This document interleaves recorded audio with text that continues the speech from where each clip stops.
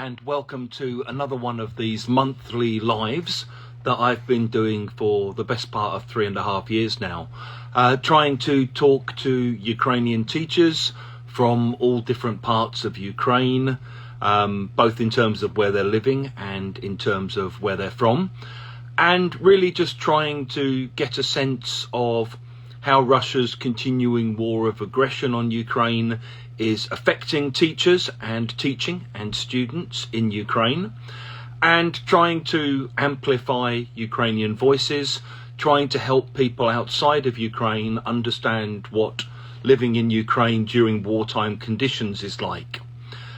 It's been a particularly strange month because in many ways there have been very, very few developments on the front line. As I guess many of you know, the front lines are very, very much to do with drone warfare these days. It's almost impossible for anybody or anything to move on the front line without being spotted and possibly attacked by drones. You know, maybe when you think about wars, you think about previous wars, excuse me, which were very much to do with tanks and armoured vehicles and fighter jets and everything.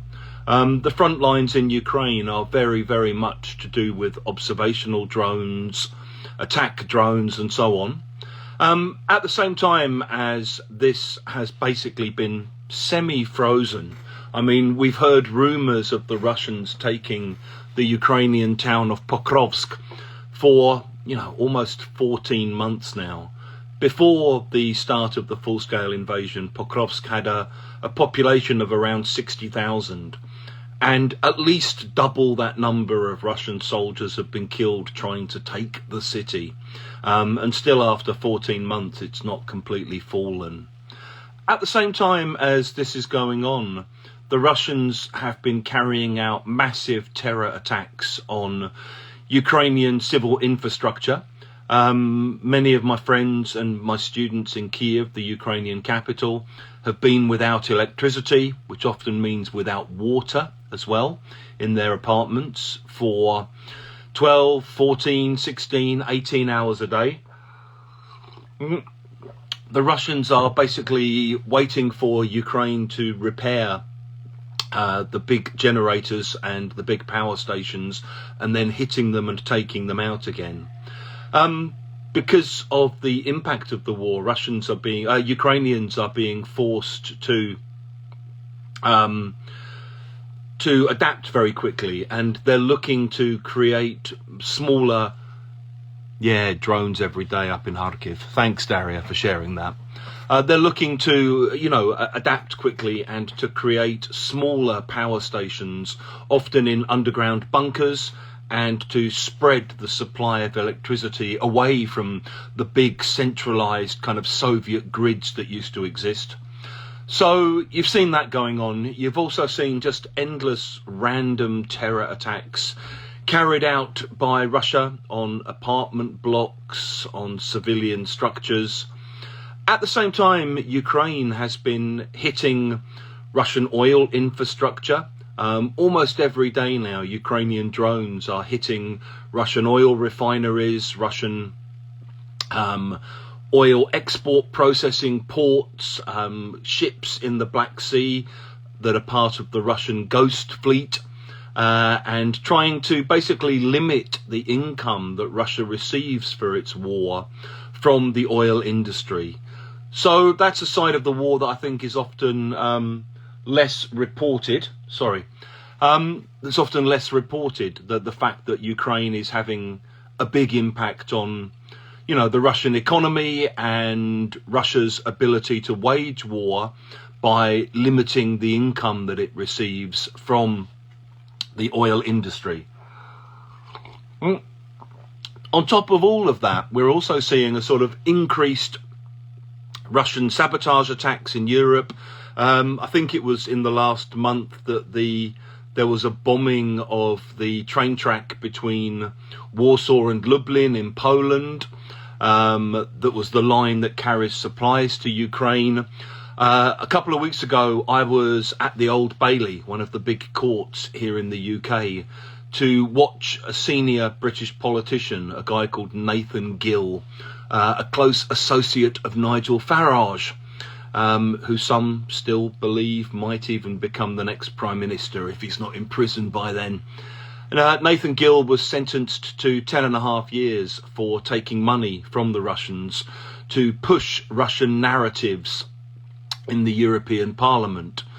And it was very clear during the case that he was at the centre of a web of all kinds of other European members of Parliament, some of whom I'm sure were also British, who were quite happy to take Russian money to push Russian talking points in the European parliaments. We've also seen the insane Trump regime attempt to cozy up to Russian big business. It looks very much like Moscow has been kind of dangling a whole series of business deals or business offers in front of Trump and his cohorts in the hope that Trump will somehow force Ukraine to capitulate. The so-called 28-point peace plan that's... Tetyana, I'll be with you in 1 minute. The so-called 28-point peace plan that's being touted, it's never going to be accepted by Ukraine and is completely unacceptable. The idea of giving up your land to an invading nation, it's incredibly dangerous not only for Ukraine but for the rest of the world. Once we start legitimizing the fact that countries can invade other countries through aggression, use threats of nuclear annihilation and steal land and territory, we're basically opening up the gates of hell, because it's a way of saying that might is right. If you force your way into your neighbour's country to steal things and you can keep them for a couple of years, even at great cost, you get rewarded. All this does is incentivise further aggression and lead to further war down the line. The war could stop tomorrow. All Russia has to do is withdraw its troops from Ukraine and respect Ukraine's sovereign territory, as it promised to do in the Budapest Memorandum in 1994. Anyway, I'm joined today by a teacher called Tetyana Ivanenko, and she's based in Ternopil. Some of you may have heard of Ternopil because a couple of weeks ago it was became well known because the Russians had hit it with a couple of glide bombs, which basically destroyed 2 apartment blocks in Ternopil and killed, I think at last count, 36 people. And Ternopil is quite near the borders of the European Union, so I think it was partly a way of reminding the European Union that they're not out of range of these kinds of missiles, partly just another random terror attack to try to, scare Ukrainian civilians into submission. So I'm going to just press the button now and say hello to Tetyana.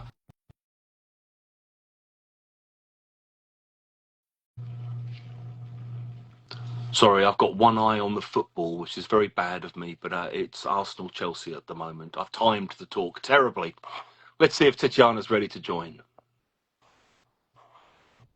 Aha! Hello? Hello? Hey, Tetyana, hello. I can hear you. Hello. I can't see you. I'm not sure if that's because your camera's not on Mm. or dark.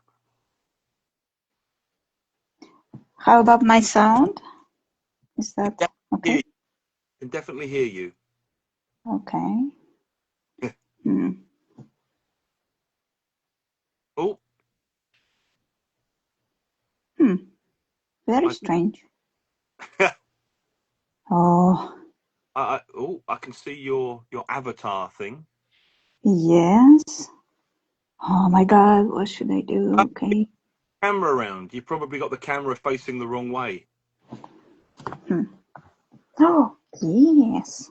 Yeah? 100%. There's a button. Okay. Press that. Oh, sorry. That's okay. Hey, hello. Hello. I'm very, very glad to see you. And I'm Thank you. so glad to be able to talk. Thank you very much for agreeing to do it. with pleasure, really. I guess I should begin. I always feel really weird asking people in Ukraine this question, but I should begin just by asking, how are you? And how is everything where you are? Um, Comparing with other people, I am absolutely fine. So it was calm night. It was possible to sleep, and even the previous one. Wow. So nothing to complain about. So since the big attack, it's been fairly quiet there, or? After that attack, yes. Yeah, But now people are very, very scared. The last attack, which was on Kiev, but from the very beginning in the evening, you see that something is going to happen. yeah, So you kind of start preparing and you do some actions. And people here are now more scared because they are asking, what are we going to do? Where are we going to hide? Because actually, to be honest, I don't go anywhere. If in Kiev it's possible to imagine where to go to the underground station, for example, mm. here you can't go anywhere. From this place, maybe to the basement of our building. Yeah, But I'm not sure it's a good idea, you know. I don't know what to do actually, because you might be buried there. yeah, So yeah. who knows what's better? Stay in your corridor. So we basically stay in the corridor Yeah. if we see that. So we can read if something is flying. So And you've got power at the people hide. moment, yeah? Yes, Okay, everything's good. But this I is was good. prepared. I have equipment to be able to speak with you. So Yeah, I everything's great. think one thing that people outside of Ukraine maybe don't understand is the amount of extra equipment that people have ended up buying just to be able to kind of live a normal Oh, life, where people have generators and power banks and cables and yes, exactly. There are different options, but for example, as for me, I have some equipment. Originally, it was designed for this.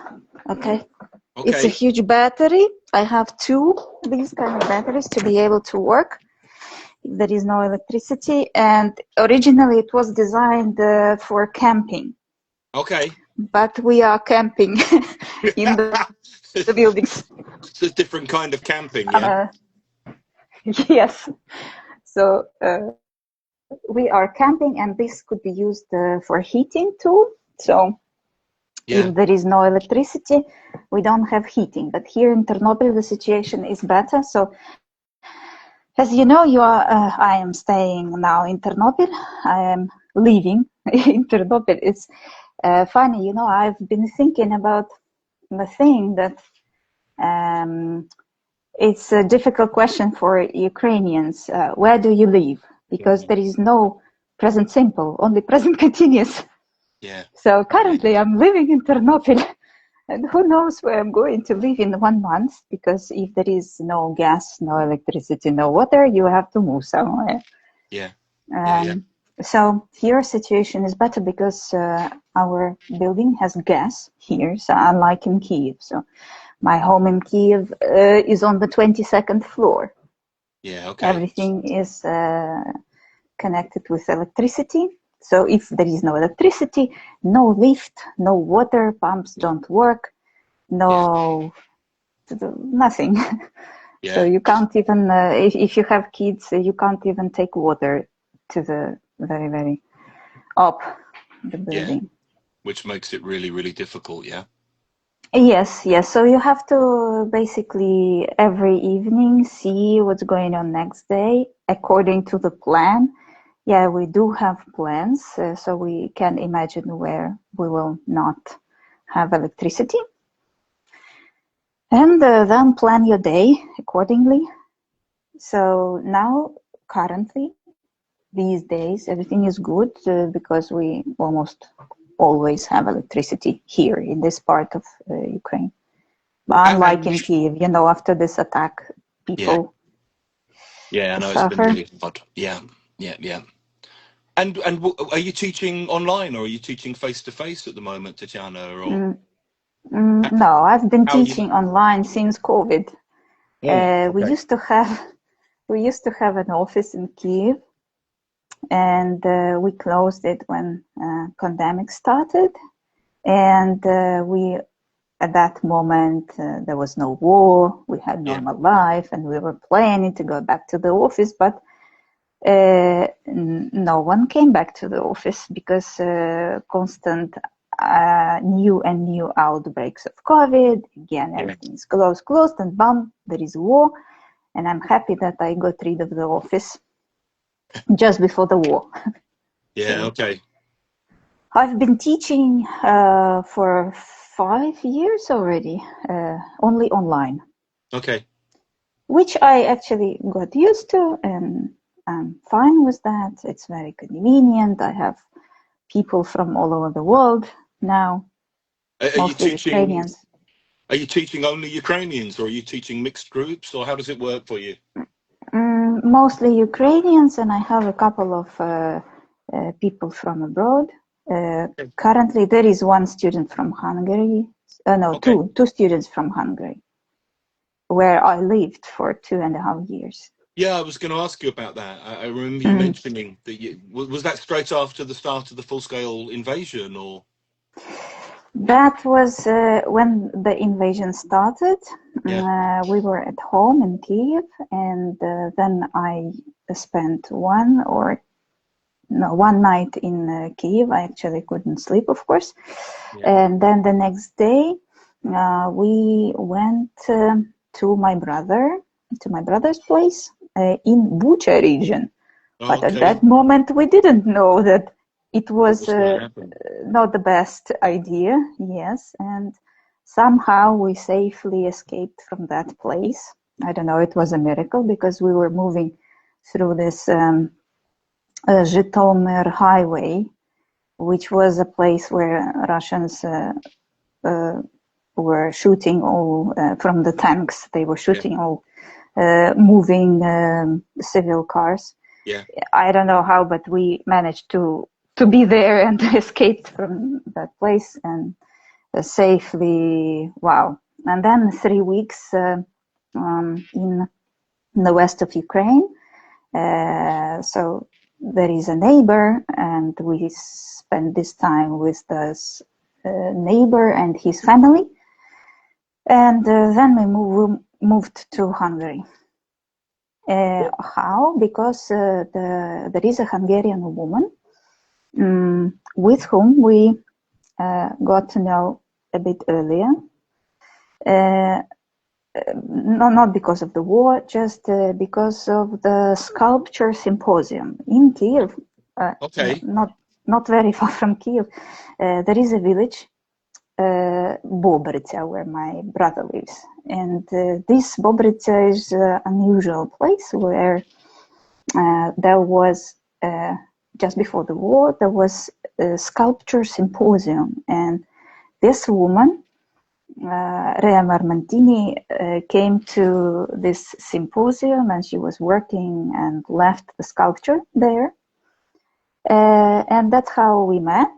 And when the war started, she called and said, quickly come to Hungary, I have a house there. So she was not, at that moment, she was not using that house. And we were lucky Yeah. to be able to stay there.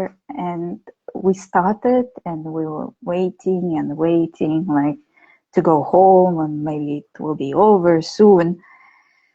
No, and then kids went to school, and How old are your kids, Tetyana? uh, now currently 14 and 8. Okay.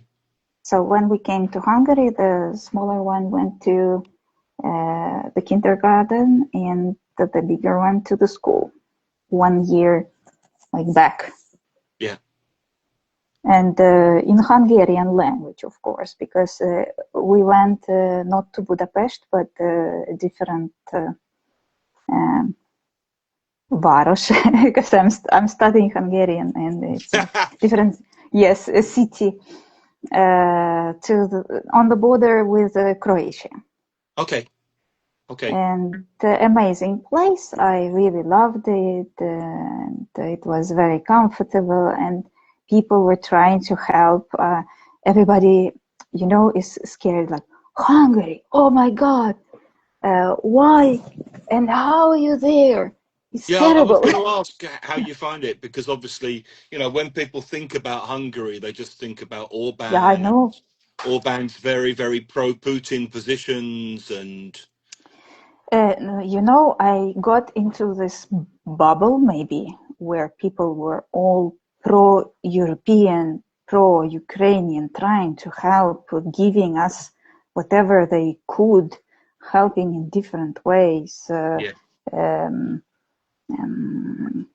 I don't know, with information. They used to go with us to, for example, water supplying company or gas supplying company, and you have nobody speaks English there, almost yeah, no one. yeah, yeah, More popular language is probably German, yeah, because it's Austria nearby. yeah, Oh, it was very difficult in terms of this language. When you come and you don't even know how to say thank you or hello, yeah. it's terrible. Yeah, and But you don't have anything to base your language on if you're in Hungary, yeah? I mean, it's not like being in Poland or Czechia or somewhere. no, of course It's not. whole different universe with the language, yeah? Absolutely different Yeah. universe. And I was waiting and waiting, and then I finally understood there was an opportunity from Page University. Again, some concrete people really helped me. They agreed to let me study Hungarian intensive course for a month, which normally costs a lot of money for people from abroad, for example. But it was for free for me, and wow, I really appreciate that, and it really helped. It was much better at that moment. I already could say something, and then I just continued because it's really interesting. Because I'm interested in languages, I'm a language teacher, Yeah. and I want to know how my students feel. Yeah, yeah, yeah. I mean, so Um, this is kind of how I'm feeling at the moment, going back and trying to learn Ukrainian from scratch, and just reminding yourself of how terrifying learning a new language is Terrifying, from the yes. beginning, and just how difficult it is to remember things, and And how I many keep different layers forgetting, there keep are. forget. Yeah, Oh, I how just forget many so many times, things. Yeah, how many times I keep writing the word and I keep forgetting it. And it's already annoying, I have written, I don't know, 10 times yeah. and I still don't remember. How is that? How is it possible? I'm very smart, but And I think also that gap between being able to do an exercise on paper or on an app or something, and then being able to produce it, it's oh, in quite a my big gap. case, in my case, I can't do the exercise. I You can can just do the speak. production. So Yes, you've my done it the right way round. yes, I even did the test to get the certificate A2. It Okay. was very difficult, I understand, and my writing is awful, but speaking 96%. Yeah. Pretty Yeah, good. Pretty good. so yes, Yeah. I can speak. Yes, And now I'm doing this B1 course. can I ask why did you decide to leave Hungary and come back to Ukraine? Because I know for lots of people outside of Ukraine, the idea that people will move back is a kind of crazy idea. Yeah, It people will be is. thinking like, why did you move back into a country at war? So Oh, what was going on for yes. Good question. you? Um, Yes, of course, I was worried. I even had some sessions with psychologists to calm myself down, but I had to do it, because I was in Hungary alone, just me and two kids and Yeah, two cats, yeah, and that's it. I have a husband, and you know, you have to face the situation and agree that you live different lives in two different countries, and maybe, I don't know, get divorced or something. Or you need to take this decision and come back if he cannot go abroad. So first reason. Second reason is that my parents are here, all my relatives are here. I don't belong to that culture. I really love Hungary, really. I found very good friends, very nice people. I got into the bubble where people are well educated, interesting to talk, like These are the just Hungarians wow. I know as well. I mean, I've been to Hungary several times and have a lot Yeah, of friends there. fantastic. I took a And part in ITEFL conferences. in Hungary, They in ah, Hungary, you yes, probably met. Did you meet someone called Claudia Molnar? of course. Ah, I so know she's one of this. my very, very oldest friends. We grew up together. So She's she grew up in fantastic. London. Ah, so Yes, she lives there. I yeah, know, and I've seen her dog, a fantastic dog, and I really, really was comfortable in Hungary. And of course, after 2 years of living there, everything was much easier than when I came. yeah, And then you have to throw away everything or pack your car, whatever you need, whatever your kids need, and they want to take the toys and everything, and the car is small.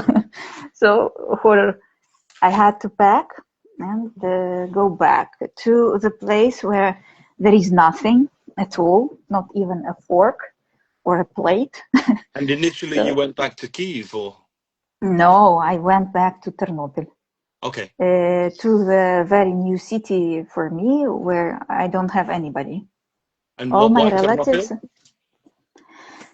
Oh, it was a, I don't know, random choice. No, not very random, because we were thinking about Ivano-Frankivsk first, Okay, or maybe. So the further to the west, the more yeah, I was going to expensive say. I mean, everything. Yes. again, for people So in who don't know Ukrainian geography, I mean, these are all cities to the west of Ukraine, closer to the yes, borders with the but the EU. closer to the border, the more expensive everything is. Yeah, of course. And for example, if I had come to Uzhhorod, for example, Yeah, I would have been able to rent a 2 rooms flat.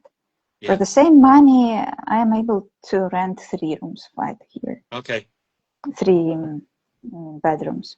okay. So in terms of money, one thing, and another thing, I was surfing the internet, trying to understand everything. The thing is that the further to the west of Ukraine, the more people are relocated Yeah, there, and it's very difficult to find a place for kids in yeah. Okay, school. All the schools are booked, fully booked, and then I was trying to find how exactly I will do it. So I was calling and I was asking, and the schools are working. So in the morning and then in the evening too. So not only in the morning, the kids go to school at 8 o'clock, and okay. then at 2 maybe, yes, or at 3, and they keep studying until, I don't know, 8 in the evening. And I imagined I take my kid to school in the morning, the smaller one, then I take my kid back, and then I take my another kid to school and back, and what was important, the painting school. Yeah. And that was the reason why we are in Ternopil, because I found a school which is kind of experiment. There is art lyceum, Okay. and they study art there. So it's like normal school, but in the second part of the day, they have lessons of art, which is very, very important for my kids. I was going to say, And I can imagine it can be very therapeutic as well, being able to do art. yes, therapeutic. And my child, Katya, she's really good at this, and she's planning to be a professional artist. And I'm planning to um, her. I'm planning that she will go to the college of art. Okay. That's how. Just random choice.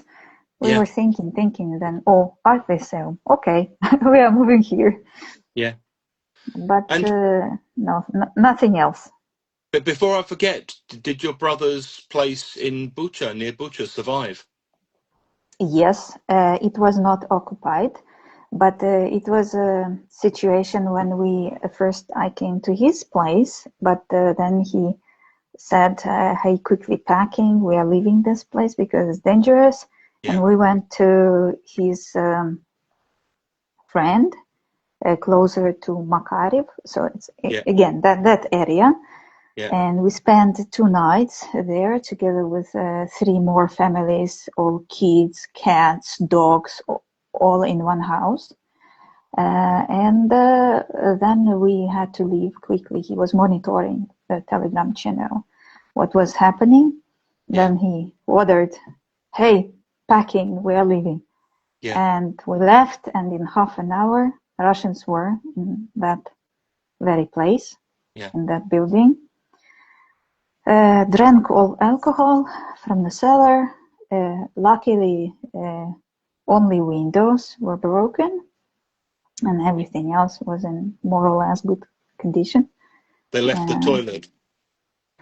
they knew how to use the toilet. Well, they That's didn't great. take the toilet with them. Yes, they didn't. Awful. And the owner of that place was abroad at Okay. that moment in London. Oh, really? Okay. Yes. And we actually stole her car. No, we took her car because we didn't want to leave the car for the Yeah. Russians. Yeah, exactly. So we took the car and actually went to Hungary by that car. So Wow. it was funny. You know, Hugh, I was inexperienced driver in our family. I drive a car. And when the war started, my experience was maximum 300 kilometers.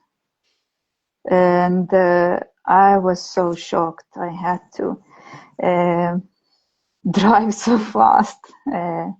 My brother was calling me and shouting into the receiver, Tanya, quicker, quicker, gas, please. It's So, funny. I've been reading the new Andrei Kurkov book, which has just been translated into English. It's like his kind of war diaries. And one of the things I read about this morning was how there's been a huge boom in Ukrainian women taking driving lessons and learning to yes, drive, because yeah, loads exactly. of women, basically, the husbands are serving or they're in the forces and they've got the family car and they can't drive. And so suddenly Yes, it's like, I need to learn to drive this thing. And yeah, so yeah, exactly. driving schools are really busy with women forcing themselves to drive the family cars. But I did that before the war. I just had the desire. I wanted to be free, to have this freedom. Originally, I wanted to travel around Ukraine. So by car, with all the family. But yeah, I've traveled, a lot since then. Well, where did you grow up, Tetyana? I was born in Poltava, but Okay, my parents, they come from Kharkiv region. okay, And my father was born in Kramatorsk, the Donetsk region. okay, They lived as children. They lived in the south of Kharkiv region, on the border between Kharkiv and Donbass. okay. So that is the place where I spent all my summers as a child. So I know this area, this fantastic place, really very well. The people, I can hear now. when I live in Ternopil, and sometimes I can hear people who have this, accent, and I know, Yeah. these people come from Kharkiv region. Oh, I get excited when I hear it somewhere. So that is the place where we come from. But And do you still have family up there, or? yes. So only my parents moved to Poltava, so they were in college in Kharkiv. They were studying there, and then after that, they moved to Poltava, the place where I was born. And my brother and we moved to Kiev. Okay. But actually, we are the only people from our family in Kiev. And all the rest of the families, they are in Kharkiv region. Okay. How are they bearing up? How are they coping with everything? Awful, because now it's around 50 kilometers from Pokrovsk. Yeah. And the sounds of war, it's like non-stop all the time. They are living, I don't know how to explain, on the edge. Or Lozova region also. How to explain? I don't know. It's on the front line almost, Yes. and it's moving. Every day it's closer and closer and closer. My father's sister is in Kramatorsk, which is being bombarded every single day and night. And she's in her 70s, and it's very difficult to make someone move if the person is in their 70s. Yeah. I'm asking Someone who's lived and through their asking, come here to Ternopil, I will help.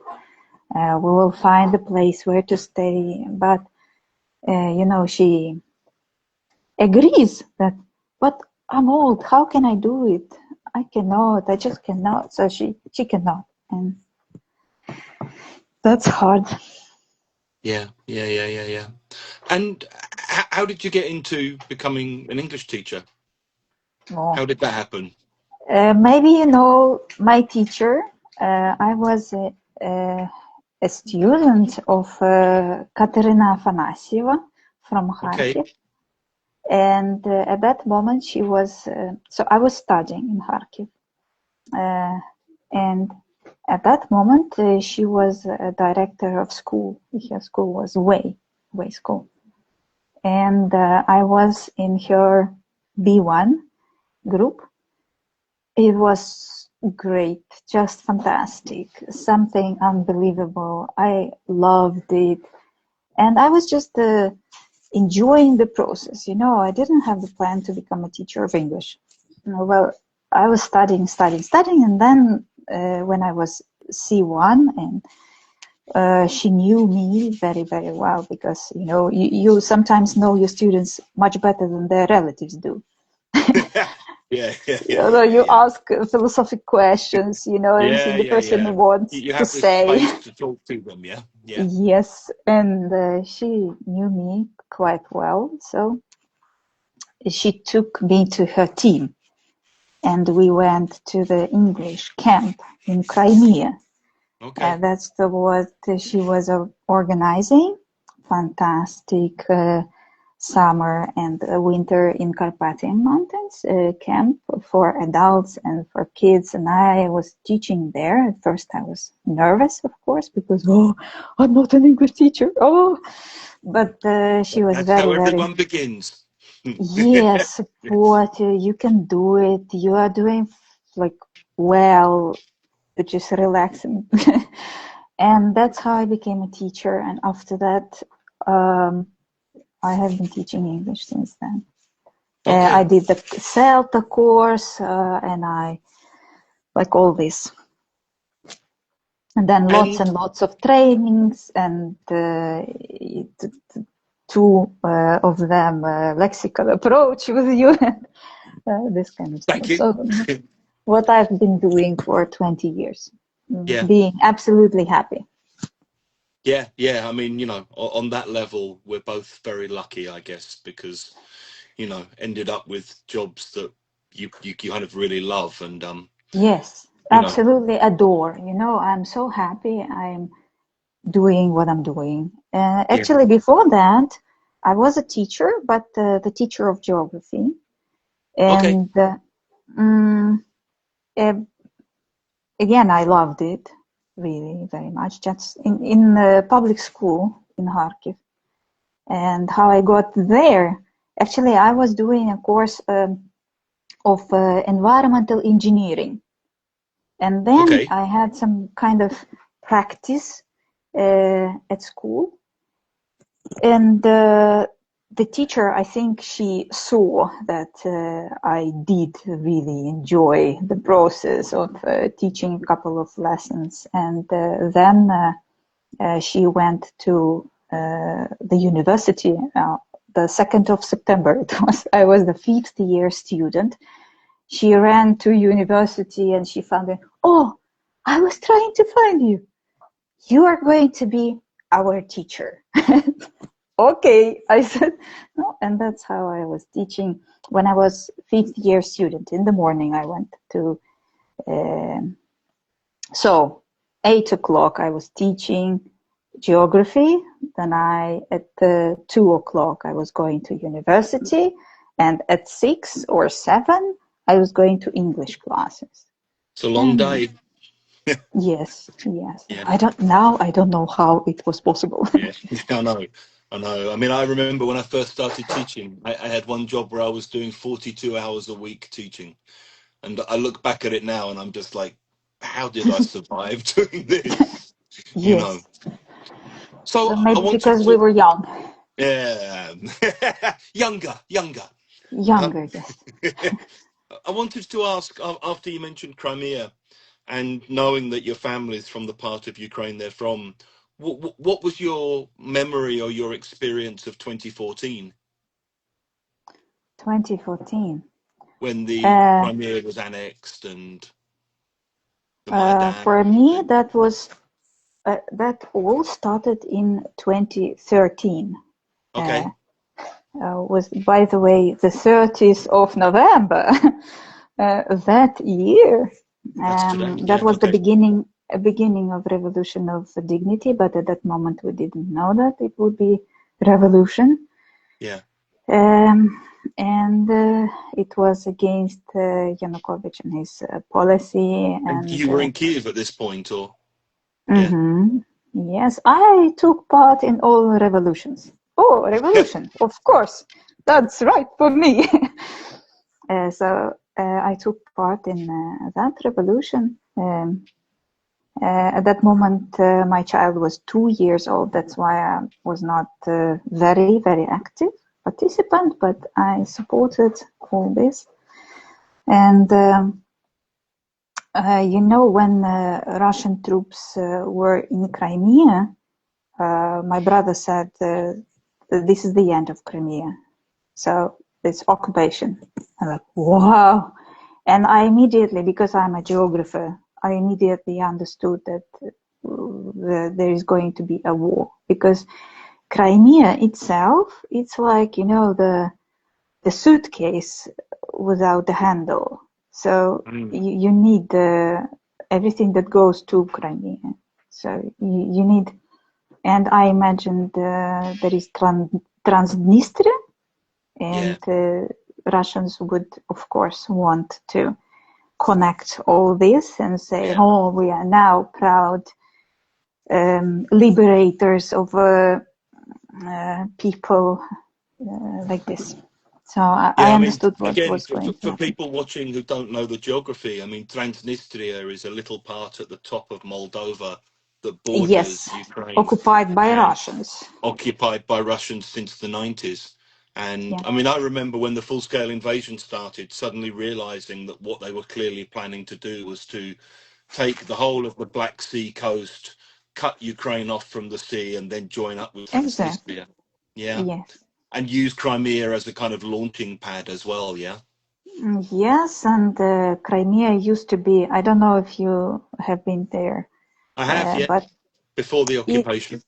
Yes, it used to be the place for tourists, a Yeah, huge resort, yeah, very beautiful, but Russians turned it into a huge military base.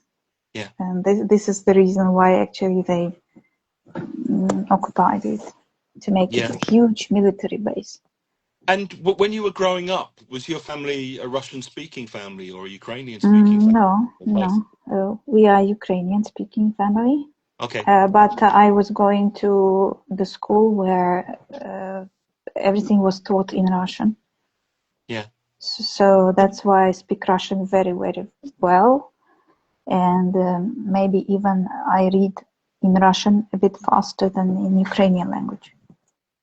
Because And I was trained as a child, and all the books were in Russian, and that's yeah, the situation. yeah. And And then I was in Kharkiv, and it was strange situation. People speaking Ukrainian at home, when they used to come to Kharkiv, they used to start, I don't know, they wanted to look cooler, or they wanted to be from the city, and now I'm in the city speaking Russian now. Um, it was happening to people who were coming from Zhytomyr region, for yeah, example, originally speaking Ukrainian at home, then, I don't know, suddenly, bomb, speaking Russian with everybody. Well, it was such a situation.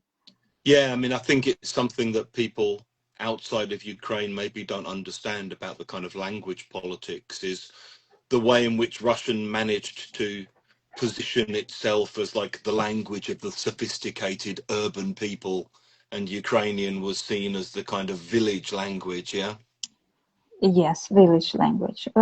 So we were speaking Ukrainian at home, and all of us, I mean, all the people who were and are now living in Kharkiv region, because we come from the rural area, Yeah. and everybody speaks Ukrainian there.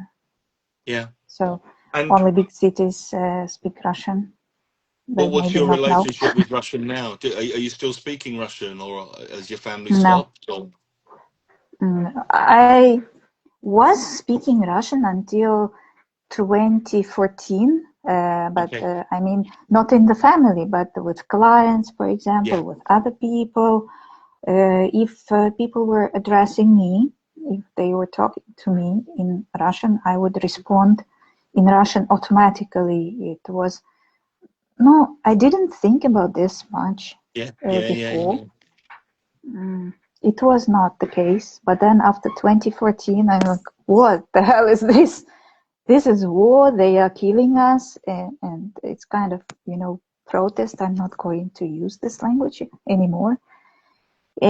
And since then, I have never used it. And I don't speak Russian. I was asked several times to teach Russian in Hungary, for example. I refused because I said it's against my beliefs, or against my. If I start thinking about whatever Russian, it's so annoying. It's like Yeah. it's very annoying. Though it's a complicated story. I have friends who speak Russian, and they are very, very pro-Ukrainian people. And Yeah. Me if I too. I know speak, people like this as well. yeah, so if I speak to them, it's not annoying.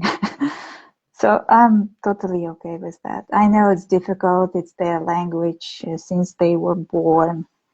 Um, that's okay. Yeah. As for me, I never try to make them or something. Mm, it's People should. so difficult. We have Yeah. so many problems now. Yeah. So Yeah. Yeah. let them speak whatever they want. I don't know. I don't care. Yeah. Just And did your family have any relatives or anything in Russia? well, we do have relatives in Russia, but we don't speak to them because they were from Magadan, which is near Japan. they were Yes, telling Russia. us that, yeah, they were telling us Cambodia's Gulag that city. yeah, yes, that, this happened because of Gulag, because our relatives were there, Yeah. exactly. My grand-grandfather was there in prison for 25 years. And In when he Magadan. was in Near there, yeah. Vorkuta, Yeah, yeah, somewhere yeah. there, Vorkuta was a really famous Gulag camp, yeah. he survived. He was there for 25 years, and he was released, and he was married there, and he had a daughter. So, like this kind of relative we have. Yeah. But they were talking about the war in Ukraine. Like, wait, we are going to liberate you. Oh, thank you very much. We don't need your liberation. Goodbye. And it was really annoying. We don't I've need heard that. this story so many times. People with relatives in Russia who Why are they contact so them saying, crazy? I don't hey, understand how it happens, to where the brain is, or how this affects people's brain. I don't know. But it's I it's have scary. friends, not exactly friends, but acquaintances, or very, very good acquaintances, who are Russians, but they are normal ones. There is one person who serves in Ukrainian army, being Okay, Russian. Yes. okay, He moved from St. Petersburg to Dnipro first. Then he didn't like the fact that everybody speaks Russian there. He moved to Lviv. He okay, yeah, learned Ukrainian language there, and then joined the Ukrainian army. And I want to say about one more person who used to be my neighbor, and then later a student. And I was preparing this family. They were planning to go to the USA. They moved, actually. And she's Russian. She's from Yekaterinburg. And when this all started, and we moved to Hungary, she called me. She said, if it's annoying, let's speak English. And we're speaking English with her. Thanks God she asked me, and I said, yes, it is annoying. Thank you so much. So we were speaking in English. And she helped financially. She sent the money to, and she said, Tanya, you have to buy not the food, but something that would make your girls feel better. So we went to the shop and bought lots of stuff for painting, for art, this kind of stuff. And there is one more guy who we were doing Celta together, and he's from Moscow. When the war started, we were doing Celta, and he was from Moscow, but we were doing Celta in Kiev. okay. So, and he called me when the war started. He was shocked, and he took his family and moved first to Latvia. Now I don't know where exactly he is, maybe in Germany. So he is not, he said, I'm not staying in Russia. It's like, this is not for me. So he Yeah, escaped. thank you for sharing those stories. Yeah, Yeah. it's good to remember there are at least some people. I mean, I know people as well who've left and who are But active and I'm shocked.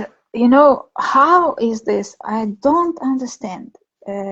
Lots of people believe in this propaganda, and we need to.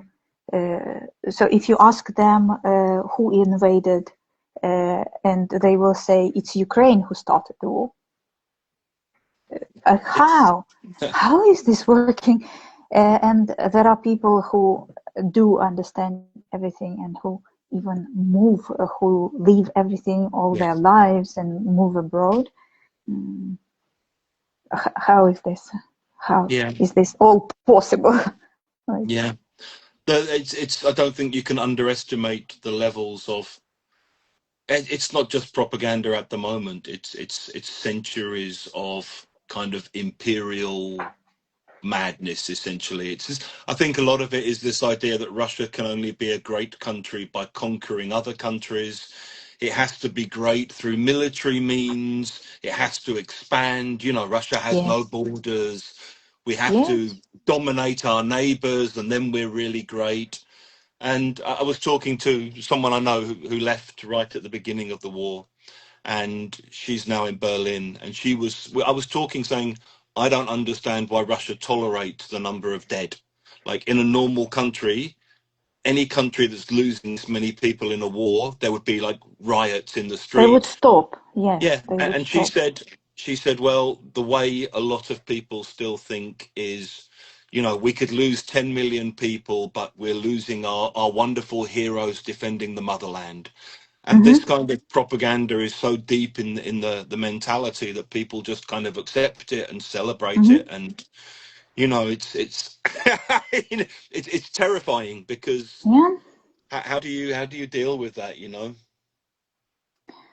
And at first, when the war started, we were thinking if we keep speaking with Russians, maybe they would Yeah. go Go to the onto the streets streets. and Yeah. protest and say stop, and nobody will join the army and this all will be over. No, they are gladly joining the army. Yeah. Uh, it's because of poverty and lack of education. It's we are not talking about Moscow. There are normal cities like Moscow or um, St. Petersburg, but Yeah. who's fighting? People Yeah. from Buryatia, Yeah. Bashkortostan, Yeah. It's guys Tatarstan, from the middle of nowhere. I mean, Dagestan, yeah. dying here like Tuva, Respublika Tuva Yeah. Yeah. from I mean, I Yakutia. used to travel. I used to travel a lot in Russia, and unlike a lot of Russians, I've been to lots of places in the Far East and places in Siberia, Wow. and I've seen what the villages are like in those areas and what the roads are like. And when all Mhm. the news about people stealing toilets started, and people from Moscow were saying, like, you know, why would they steal toilets? It's like, have you Ah, been to rural Siberia? It's like, yes, you know, there's exactly. nothing there. There's nothing there. Of course, they'd Huge steal toilets. aggressive piece of shit. Sorry, but it's true. No, Huge no, aggressive piece of shit. yeah. So I have a few more questions just about the kind of current situation. I was wondering, I'm curious to hear from more Ukrainians how you're feeling about the political situation at the moment with inside Ukraine. Oh, everything is good. Yeah? Yes. Something is going on in Ukraine. Yeah. It's always something is going on here. Yeah. I don't know. We are a strange country. It's something in the middle between anarchy and democracy. So periodically it becomes something that looks like a dictatorship, like Yanukovych, but the Ukrainians are very against this, and then the revolution starts.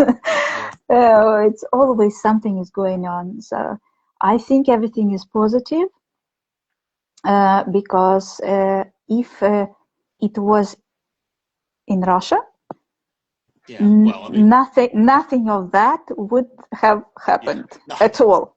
the idea of a kind of Yermak figure resigning in Russia is impossible. Either he'd fall out of a Impossible. window or he'd stay there earning money. Yeah, exactly. You know. Fall out of the window. Yes, so he would do this. But in Ukraine, everything is possible. Yeah. It's okay. It's normal political process. Lots of talks, discussions in Facebook, protests if we don't like something. Oh, to the streets. Yeah. It's great. I adore this country, and um, nothing to I say. mean, Everything's okay. I see it as quite a positive thing that the Yes. investigation into the corruption is happening in the middle of wartime and that people are being Yes. held accountable because, Uh, you know, in the you UK, sorry, go on, Tetyana. you remember that in summer, Zelensky wanted to um, get rid Yeah, of this yeah, to get rid of the anti-corruption independent. Yeah, bureau. yeah. Yes, and people were like, Bad "Oh, move. to the streets!" It's- Yes, so this is Ukraine. These are Ukrainians. Like we don't know, we don't like something. Oh, to the streets! yeah. Uh, It's Great. funny being in England because during COVID, I mean, the government here was incredibly corrupt during COVID, and hundreds of millions of pounds went to friends of people in the government for special contracts. I mean, our health minister gave a Mm-hmm. contract for 130 million pounds to the guy who owned his local pub so that he could buy little glass bottles to put COVID tests in. And this guy bought them from China for 40 million, kept the 80 million and retired. And no one's been arrested, no one's resigned, no one was prosecuted. And so when I hear Mm-hmm. about, 100 million corruption in Ukraine, it's like, yeah, these guys are being chased and arrested and leaving the country. Our guys are Yes. still sitting there counting their money. And, Yes. we didn't Some avoid this people, corruption ourselves. yeah. Some people are very pessimistic, and they say, "Oh, why should I pay taxes? It all will be stolen," or something like, mm, "I don't know what's going to happen in this country. It's all for this corruption." People, are we the only country on the planet where there is corruption? Hello from England. Good that you know about this. Good that something is Yeah, happening. People yeah, are being arrested or chased, or yeah. mm, it's not like everything is silent and keep going. They And keep going. how have you felt about the so-called peace plan that's going on and Trump's involvement and all of that? That is awful.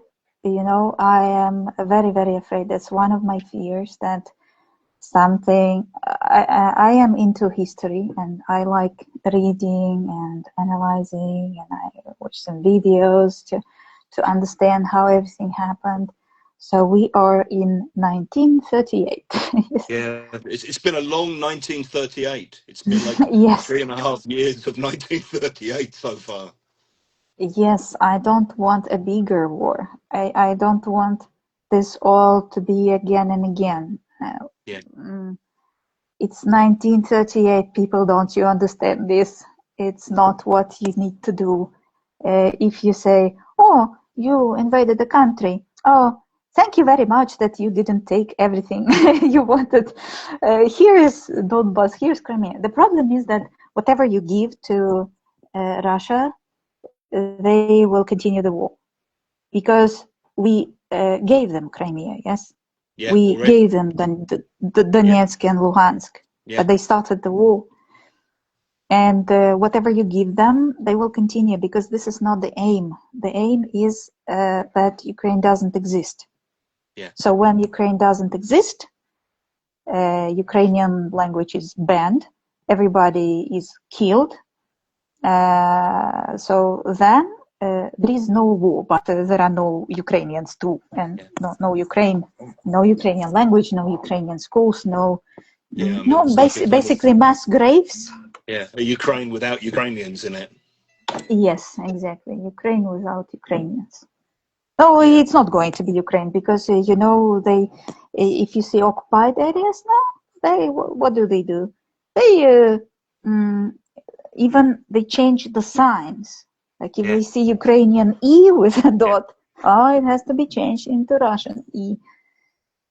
yeah. Mariupol, right?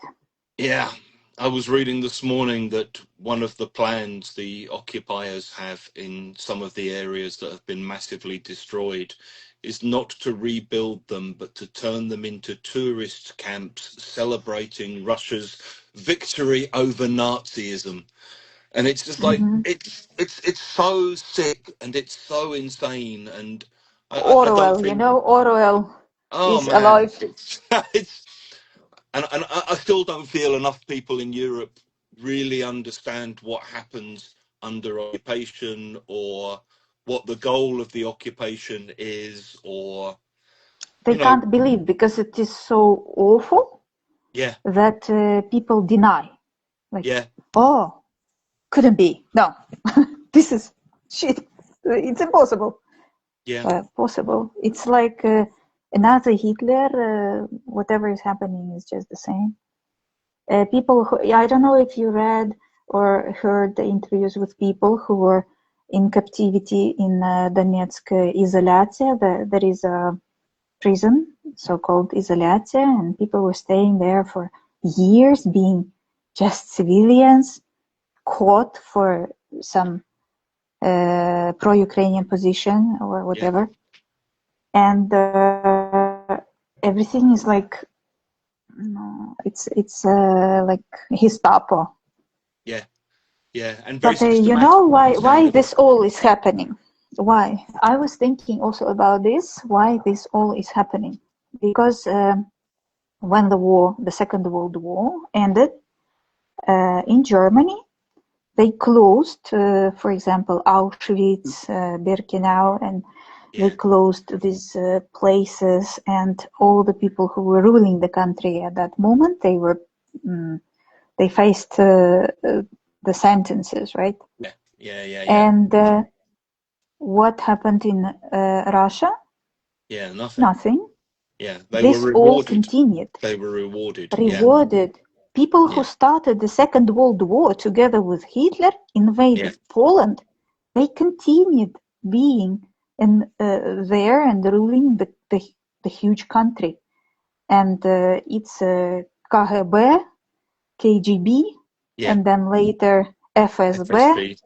And it's kind of Gestapo ruling Germany. It's the same as Russia being ruled by KGB, which is Putin and his guys. So it's like, but I don't know why people in Europe don't understand this. So it's like, you can imagine Germany being ruled by Hitler further, like if this all had continued, yes, what would happen? How do you feel when you hear people in Europe suggesting that Ukrainians somehow should just make peace with the Russians? You should compromise. You should do a deal and stop this terrible war because of the cost and the expense. And how do you process that? How do you respond to that yourself? Like a maniac attacking you with a knife, and you like, oh, okay, you want to rape me? No, please. What do you want? Do you want my kitchen? Or you want my wife, or what? Here it is. What can we do? Like, we didn't start this war. How can we finish it? We are not attacking. We are attacked. How can we stop it? If it's not a question to us. It's like if they want to ask us if we want to surrender, but we know what it means. We have already been there, you know. Thank you very much. 70 years of Soviet occupation. It's death, poverty. So we became a part of Russia. We were conquered. There was a war for 4 years, from 1918 till 1922. There was a war with Bolshevik Russia. Nobody helped. What happened? We were occupied. We became a part of Soviet Union. And in 10 years, Ukrainians were eating their children. And in 17 years, Ukrainians in this army of Soviet Union were attacking Poland.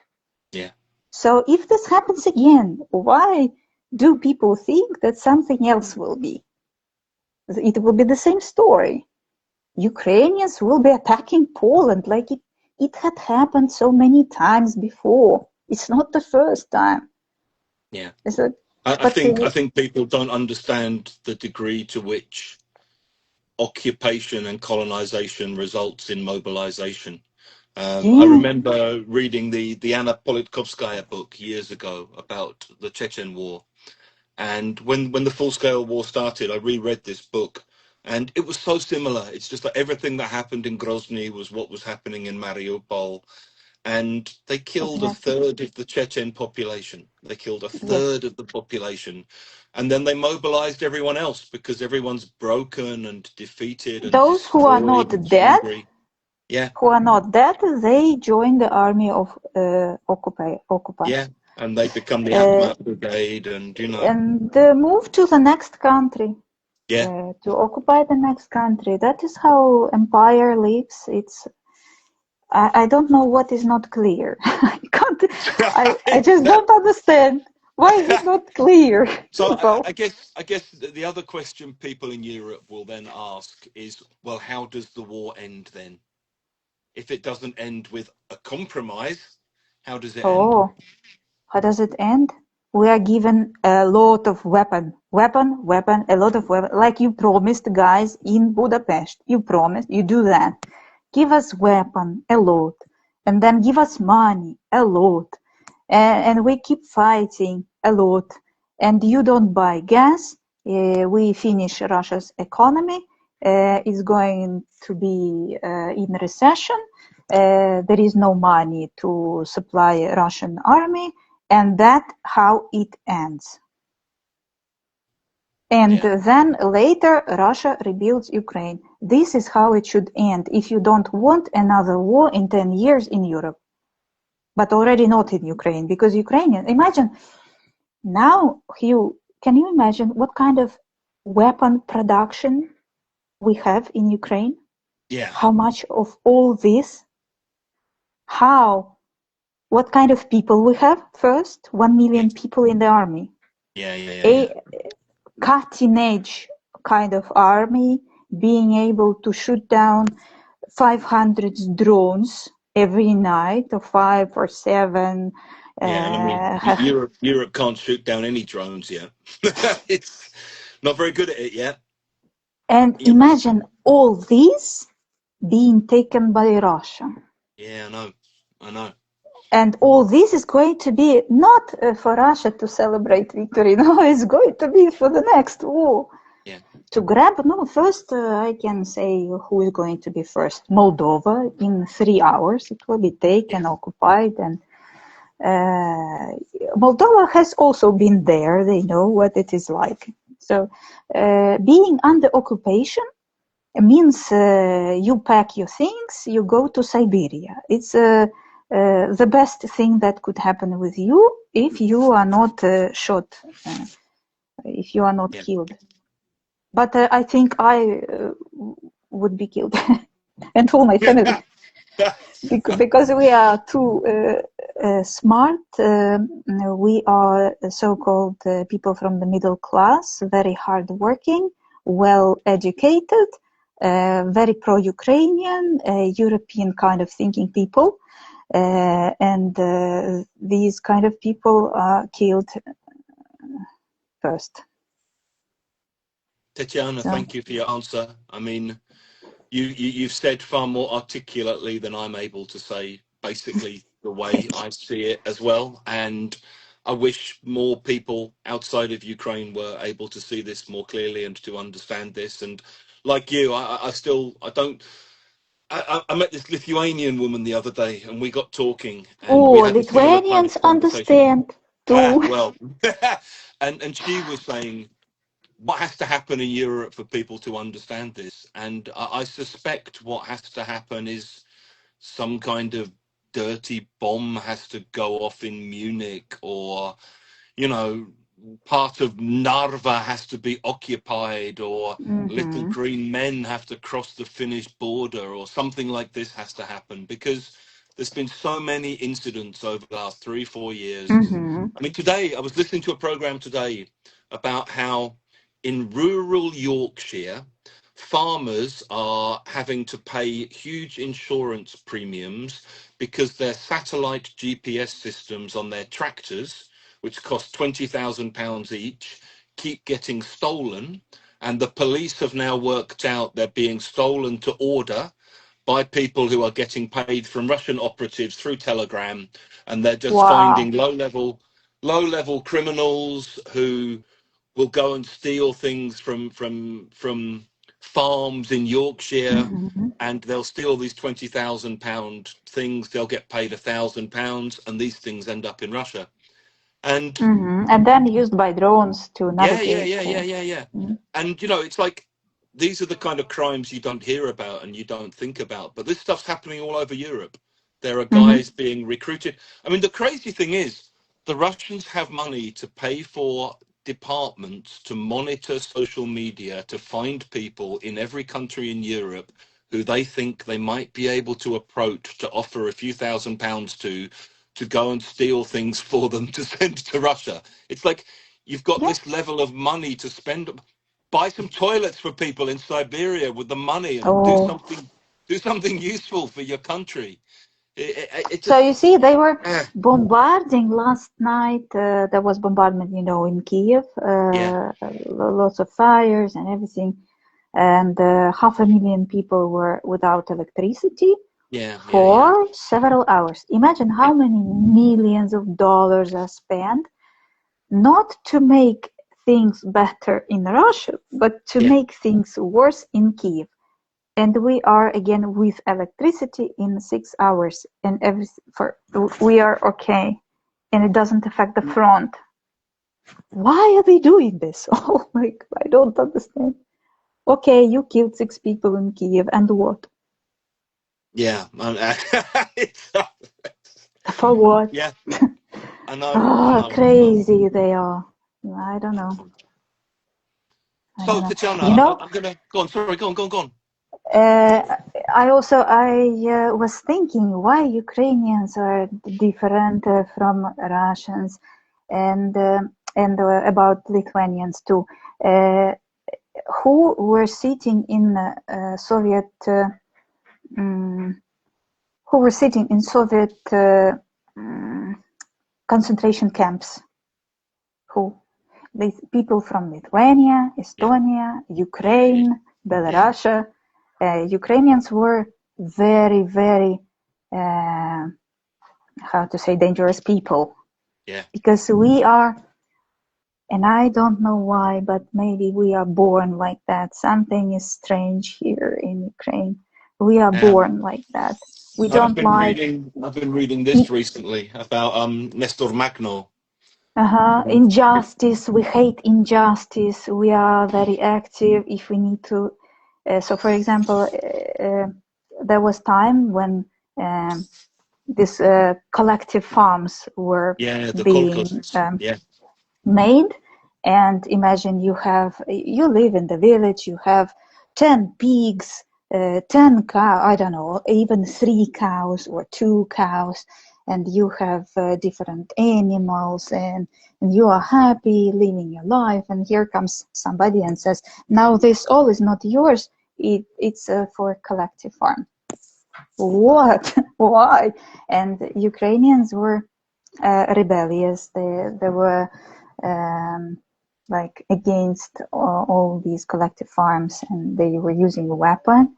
And that is the reason why they decided to make Holodomor, yes, yeah. to make Ukrainians die. And we have always been a problem for Russia. They are always trying, through the history, they are trying to destroy us, and we are trying to survive. Yeah. All the time, the same story. It's funny because I know a lot of people in England, especially people on the kind of the left, still hold on to this story that NATO is making Russia do this.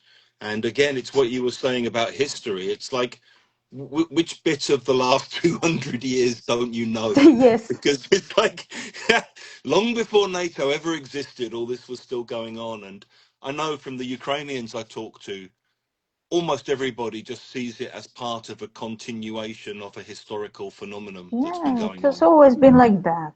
So what's Yeah, the difference between situation now and the war with Finland? No yeah, difference. yeah, They just invaded, and that's it. And yeah. here they just invaded, and they do the same thing.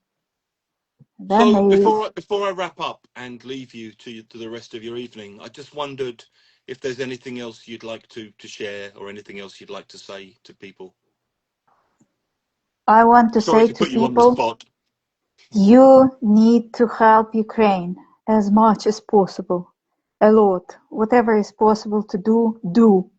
You need to understand that all future of Europe depends now on Ukraine, and weapon is needed. Any other help is needed. Money needed. Everything.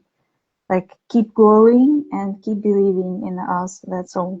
Because if we now praise the invader, we will be in bigger war, and not only here, but this all happening somewhere further to the west.